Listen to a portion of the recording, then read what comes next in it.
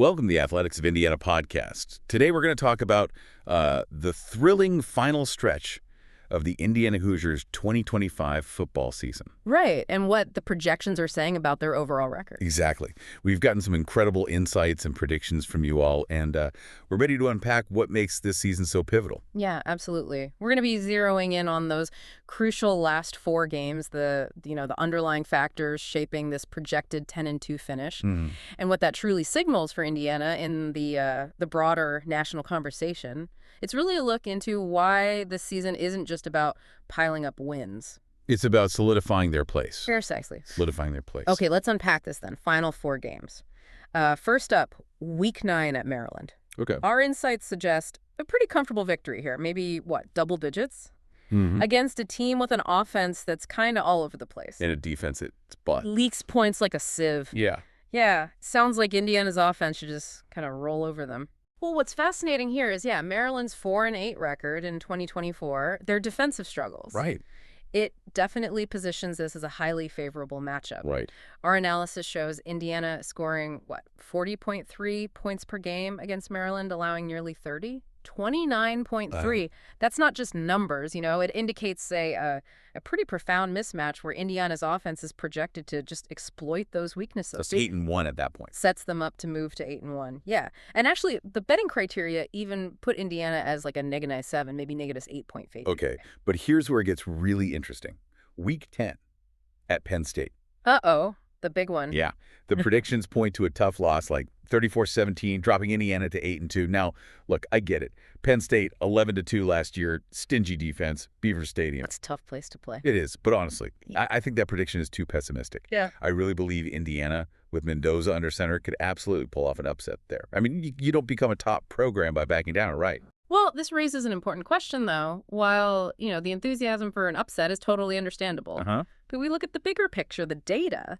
Penn State's dominance at home, their balanced offense with Beller and Singleton, Feather could. And that defense allowing under 16 points a game, that's formidable. Yeah. It really is. The insights clearly point to Penn State having the talent edge. So you're saying no chance? I'm not saying no chance, but Indiana's path to victory looks like, relying heavily on stopping the run, forcing turnovers just to stay competitive, winning outright. That's a much taller order based on the history and the matchups. Okay, fine. But then we bounce back. Week 11 against Wisconsin, back home, projected 31-20 win. Yeah, that one looks more manageable. And let's be real. Beating Purdue 48-14 in Week 12 to finish 10-2, after absolutely destroying them 66-0 last year. Right. It sounds like Purdue is still very much in the, rebuilding phase, might be putting it kindly. A nice, easy win to wrap it up. The Wisconsin game at home, it's a different dynamic. Indiana's offense should be able to exploit their secondary. And the projection for Purdue, given their dismal 1-11 record in 24 and Indiana's dominance, it points to a strong finish. Leading to 10-2. Leading us to that overall season projection of 10-2, with the only losses coming against Oregon and Penn State. Okay. Now, if we step back a bit, think bigger picture. The insights we've looked at highlight a few key things for this 10-2 prediction. Like what?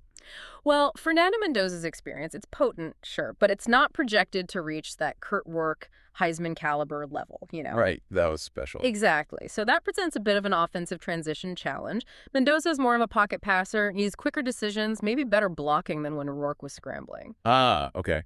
Different style. Totally different style. It's a fundamental shift.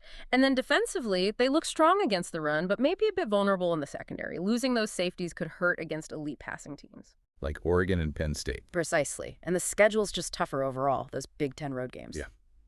So what does this all mean for you listening and for Indiana's playoff hopes? Yeah. I mean, 10-2 definitely puts them in the conversation, right? It does, yeah. They're in the mix. But with those two projected losses, they'd be right on the bubble, probably needing some help, other teams losing, or maybe they need to pull off that Penn State upset we talked about. Exactly. They need things to break their way. They're definitely a rising Big Ten power, but that 11-1 magic from 2024 might be tough to replicate with this schedule. Although, that 8-1 against the spread record in 2024, that tells us something. What's that? It tells us this team consistently beat the betting line, outperformed expectations.